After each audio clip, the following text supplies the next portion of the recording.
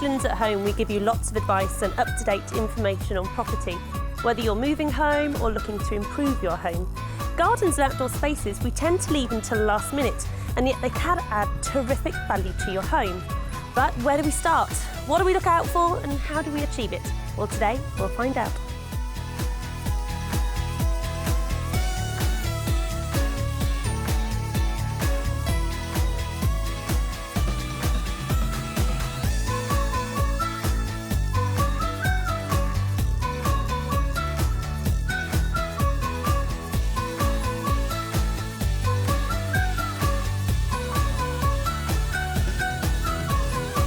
On today's show, we're looking at how to design your garden so that it works for you, so that you can enjoy it all year round.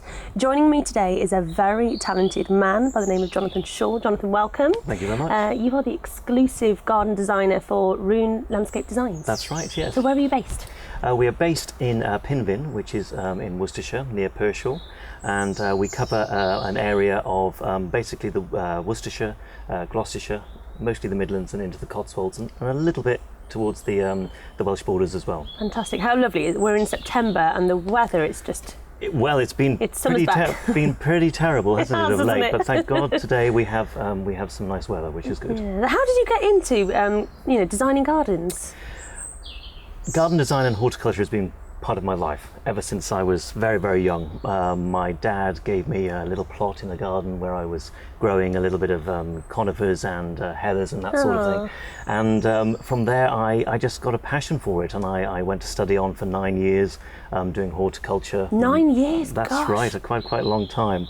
But I wanted to have a taste of many different aspects of horticulture, and I fell in love with garden design. And I did a number of courses, and then I did my BA and did that, and this is where I am today, really. Brilliant. 13 years later, so yeah. And it's funny because on the show we've spoken a lot about kitchens and bathrooms, interiors. It's an area that we don't tend to think of until after we've done the interiors, and yet it's such an important part because it's another really useful space. No, it really is, and it has become more apparent, I think, over the last 10 to 15 years that people are using their outdoor spaces more than not necessarily more than their inside spaces, but they're out socializing, they are having fire pits, they're doing this, they're doing that. You can even get gardens with televisions in them nowadays. Yes. and music centers, so it is very much becoming part of our everyday life in gardens. Definitely. And I suppose you tailor it for each person, but it's knowing where to start, isn't it? When you've got this, it can be a blank canvas, or it could be a garden that you get and you think, I just don't like this garden, it doesn't work for us. So it's knowing, where do we start with our garden? Where do you start? That is a very good question. Well, I really think to start with, you have to identify what it is that you want from your garden. So if you have a family, for instance, and you have small children, then you need to be thinking about, well, I need to make the most of this space. They need to play football, they need a trampoline, they need swings, or that sort of thing. If it's an adult space, then you need to be thinking about, well, how do I use this space socially? I have dinner parties and I want to be able to sit outside and socialize, in the sunshine, or in the shade, or at night time with all the lights on and that type of thing. So there's a lot to be thinking about with regards to that. But I think to start off with, it's just really identifying exactly what it is you want to use the space for. Yeah, just like the inside, just taking it outside. So exactly. Same principle, really. No, exactly. Inside you have your dining room, your kitchen, your living room. Yeah. Why not have all those things outside as well? Yeah, definitely. Well, what mistakes? Because you have lots of different projects that you're doing. When you go and see a lot of gardens, what mistakes do you find that a lot of Brits are making? Mistakes. There is one definite mistake that a lot of people do make, and that is if you have a rectangular garden, for instance, and you're looking out at it, the patio tends to be very, very close to the house. True. They've got their borders then right towards the boundary fences, and they've got their shed in the right or the left hand bottom corner. It is a mistake because as a design point of view, basic design principles dictate that you should not see all your garden in once. Oh, okay. At once. And it is important to really just experiment a bit, get yourself into the space, get rid of the lawn a little bit, add more borders, take the patio away from the house and really make the most of that space. Yes, it's getting out of our sort of comfort zone, because you're right. I think, a lot of people watching at home think, oh, actually, that's my garden. I do have borders running perfectly around the edge. That's right. The shed in the corner. Yes. Patio right by the house, That's rather right. than being brave and thinking, actually, a patio over there might be quite nice. That's right, and I think people are frightened. They are frightened to take a little bit of lawn away. I've got a great example of that. My mum had a garden where it was fully lawned, and she had a few borders on there. And what basically happened was that I explained to her that if you just did this, and I put in some new borders and that sort of thing.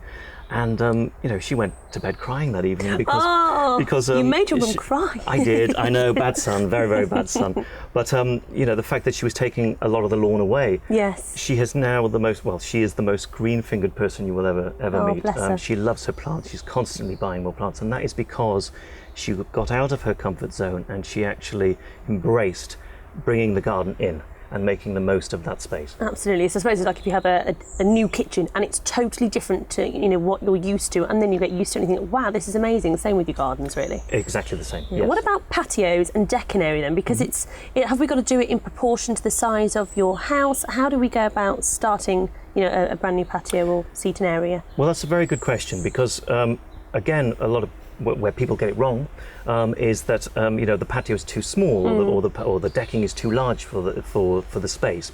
It's all about scale. And if you are standing out in your garden and you're looking at your garden and you're thinking, well, how big should my patio be? If you look at the height of the house, right. And you think of that in quarters, for instance.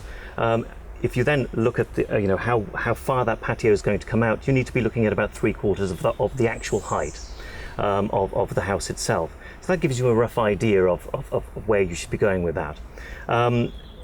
You can go too large, and what happens is it makes the space feel quite uncomfortable. And if it's uncomfortable, then you're not going to use it as much. Another great example really is to if you're wanting larger spaces, then mix the spaces up. Have different spaces within the garden. Don't just necessarily have one large space. Yes. Why not have 3 different spaces? And maybe where the sun falls. If you have a bit of sun in that in that corner, in that space in the afternoon, have a nice seating area. No, there, that's right. And a lot of people will say, that they my garden is very shaded, but at the same time I have this corner that only gets the sun in the evening. Yeah. And so make the most of that. Utilize that. But we also need shade. Yes, we also need shade because yeah. it can sometimes be hot in this country. Yes, that's true. Sometimes. Yes, sometimes. Now, there's lots of different styles with our gardens. We're going to talk through the different styles with you now. Yes. If we start off with your typical English country garden, Yes. which we're going to show you now, talk Yes. us through your typical English country look. Well, a typical English country garden is normally a bit on the large side. So you have very large borders of shrubs or perennial planting. And in those borders, we call it the amphitheatre effect. So what you have is you have very large plants towards the back, and then coming down to very small ones at the front. Large swathes of planting, so not just planting in 1s or 2s or 3s, you're planting in 11s, 15s Right. and 20s, and also huge expanse of lawn. Yes. And from a material point of view, you're looking at very more traditional materials, so your sandstones and that sort of thing as well. Yeah. So that really, really says a lot about the typical English country garden. And then we go to a totally different look, but the contemporary look. So Yes. talk us through the sort of straight lines. And Well, contemporary is, like you just said, it is very much straight lines, but it can also be shapes, so circles or hexagons or that sort of thing. But it's not just the simplicity of the line, it is also the simplicity of the hard materials that are used, Okay. and also the planting. So, for instance, if you had a square garden and you put in, you wanted to know exactly what materials to put in, I would only perhaps choose 1 to 2 materials to put in there. Okay. And with the planting, just choose 3 or 4 different types of planting. fairly low maintenance then, if you've got less plants, or still, I suppose, to get those pristine lines, it still needs care. It is, and a lot of people will grow things in pots, and a mistake that people do make is that they buy lots of small pots and fill them up. Yeah. Go big, Yeah. celebrate the space, Don't be and afraid. especially with the contemporary space, go really big, put some large bamboos or some aces or that sort of thing in there, and you can really make a space look very, very contemporary in that way. Yeah. But it is, as you said, it is down to very, very straight minimal lines, and the more simplistic the space is, the more contemporary it is. Yeah. Now we go on to family gardens. I love where we're sitting right now, and Thank you. It's just stunning. Talk us through this and talk about family gardens. Well, this is we finished this project around about 4 weeks ago, and it is it's a cottage the inside out. The client wanted to have a garden that was represented a ruin. She's got a couple of grandchildren, and they've adopted it as their Wendy house. I bet my children would love this area. Which is absolutely gorgeous. Brilliant. And it is a fantastic space. And I think that's the idea with family gardens. We want it low maintenance, but we can still have that's lots right. in it. Well, family gardens, as we started the show, it is very important to have spaces that are usable and practical for children. You don't want to be putting in very deep pools and that sort of thing. They want to be able to play football. They want their swings. They want their trampolines and that sort of thing. But also, what you've got to do is you've also got to think about in long term. So long term for family gardens, they're not going to be around forever. Yeah. So you don't want to be then having to redesign your garden in 6 years' time. Yes, of course. Well, we've got so much to talk about after the break. We are going to be looking at how to design your garden regardless what shapes and sizes. So see you in a few minutes.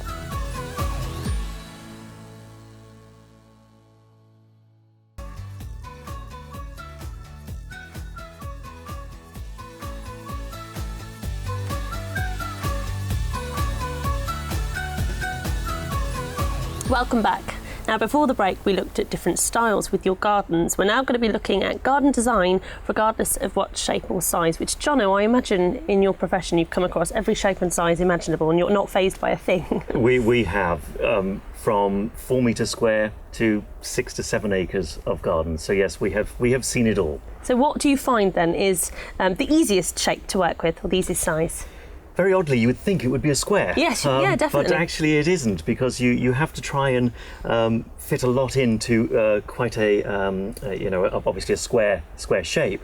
Whereas actually if you had an area that was intricate and had lots of different sections to it, it's actually a lot easier to design that, because you are creating individual spaces within that section. So what's the most challenging then when you turn up? Because there must have been the odd job where you turn up and you think, oh gosh, what am I going to do with this space? I think the most challenging are the square gardens, but on a large scale. Okay. Where you realise that you have to be able to create lots of different garden spaces in that huge space, and that is actually quite difficult to do. Yeah, well, my parents moved to the country, they downsized, but they've got a lovely plot of land, and it's so big they're kind of at first a little bit sort of scared on what do we do with this big space, how do we break it up, and it's tricky. Yeah, well, I think that whenever you're looking at a space, it's like we said before the break, it's really about identifying what you want to use the space for.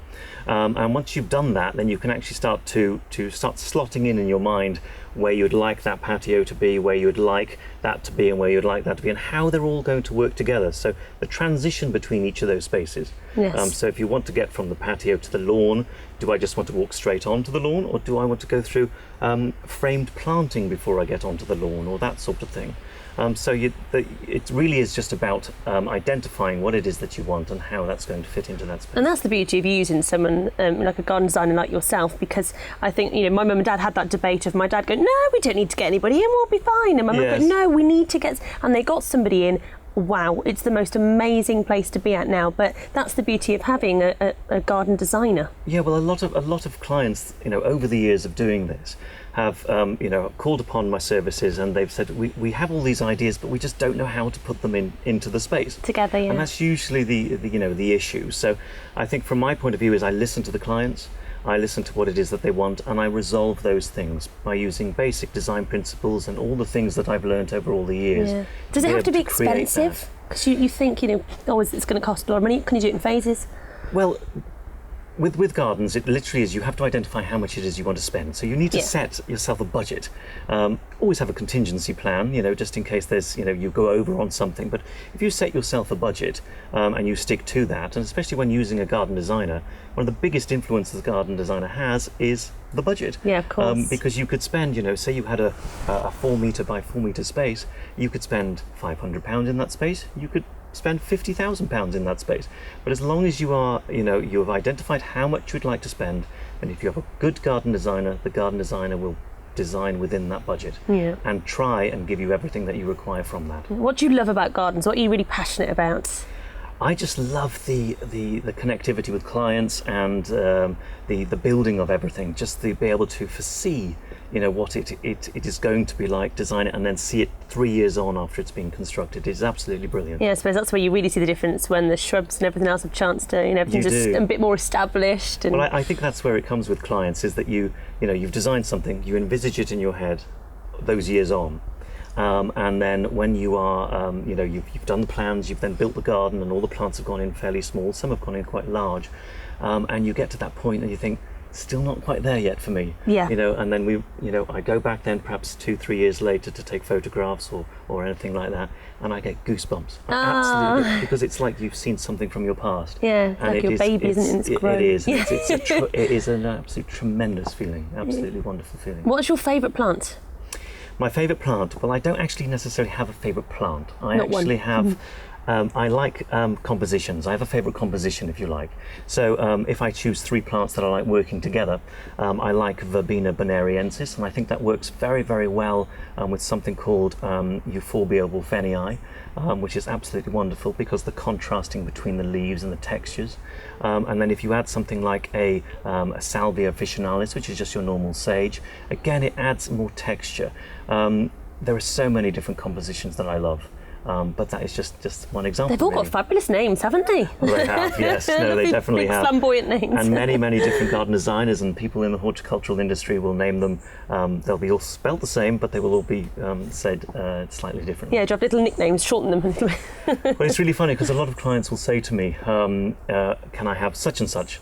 And I won't recognise the name, and it's because they're using their common names. And I'm not, trying to sound posh or anything like that. Yeah. But I just have never learnt the common names to these plants. You trained for 9 years. I mean, you know all of them like the back of your hand, don't you? Well, not all of them. No, not quite. There's millions of them out there. But, and I think as a horticulturist as well as a garden designer, you don't pretend to know absolutely everything. It's a completely learning experience right the way through, and I'll be learning until I retire. And that's the beauty, isn't it, of life? Yes. They're always learning. Absolutely. And we're looking at different shapes and sizes, so we're going to talk through for you. So if you're at home thinking, well, I've got the long, narrow garden, or I've got a big square garden, let's start off first of all with, we've spoken briefly about it, but a really small garden, perfectly neat and tidy, but it's really small, and you think, well, what do I do with it? Well, what's quite interesting with all shapes of gardens, really, is that they all need to be split into sections. Like I said, seeing all your garden in one go is really quite bad design. It's about intrigue and about drawing you from one space into another. So starting with a small space, it's quite interesting that you think, well, I need to be able to identify what it is, like we've talked about. So say you want to have a wonderful seating area, social seating area, I would try and enclose that with planting so that you're not dominated by fence lines and that type of thing, and to really make it feel like a room and your roof is the sky at night. It's softer. Absolutely, without a doubt. And we've got a drawing to show you now, actually. So you start off with a plan, everything's down on your drawing, and then of course you see it right through to the final result. That's right. So this example that we're showing you now is really an example of what the client will receive once we have designed their garden. So this is just it being built. Yeah, the exciting part when you can see what's going to be happening. That's right. Now, the long, narrow garden, which a lot of older properties have got that typical long, narrow garden that you think, how do I break that up and how do I add interest? Well, narrow gardens are quite interesting because you could have something that's only 5 metres to 10 metres in width, but it could be 50 to 60 metres in length. And again, same principles, dissecting it into those areas so that you have intrigue. But the difference here is that you can't go left or right. Yes, you really are just going straight forward. So it's really about making sure that each of those sections are quite unique. Whereas before, if you went right or you went left, you could have a little bit of similarity between those spaces. Here you would perhaps go from a lawned area into a wildflower area, into a shrubbed area, into a vegetable garden area. On and on. That's right, yes. And on. And on. Yes. What about really unusual spaces when you've got that garden and it's so sort of higgledy-piggledy, maybe it's tiered? What do you do with a garden I love these gardens. Not just solely because they are a challenge, but I absolutely adore these gardens, and I think it's because you can create these nook and cranny spaces, very similar to what we're sat in right now. Yes, it's about creating something quite unique.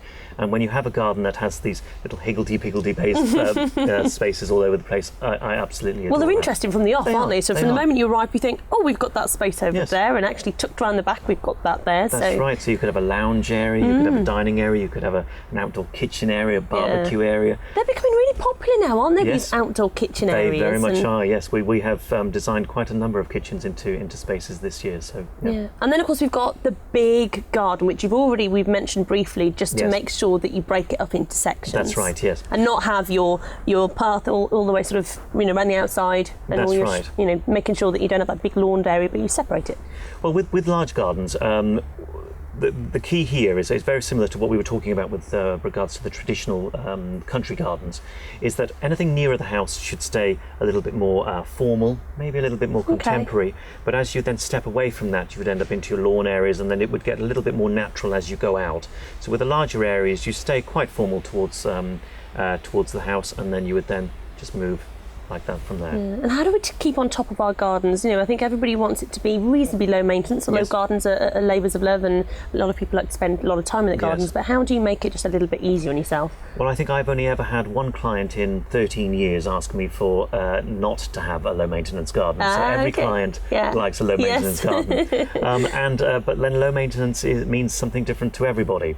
I think lawns are high maintenance to me. True, how to keep the perfect lawn. No, that's right. But I love planting, and as long as I think you're keeping the weeds down, and you don't need too much maintenance on your hard materials, I think it's a good way to go. Yeah, so I had a driveway once, and next door done their drive and put these stones and hadn't put the membrane down, and I suppose it's doing things like that, isn't it? And it is, and it's just making sure that the membrane is really quite an important thing if you're putting bark down or if you're putting gravel down, but also even sometimes when you're putting paving slabs down, and not paving slabs, block paving, that sort of thing. It's also important to make sure that you've got weed suppressant as well. Yes, definitely. We're going to be back next week where we're going to be looking at how to look after your garden through the season. So you take care, and I'll see you next week for more on Midlands at Home.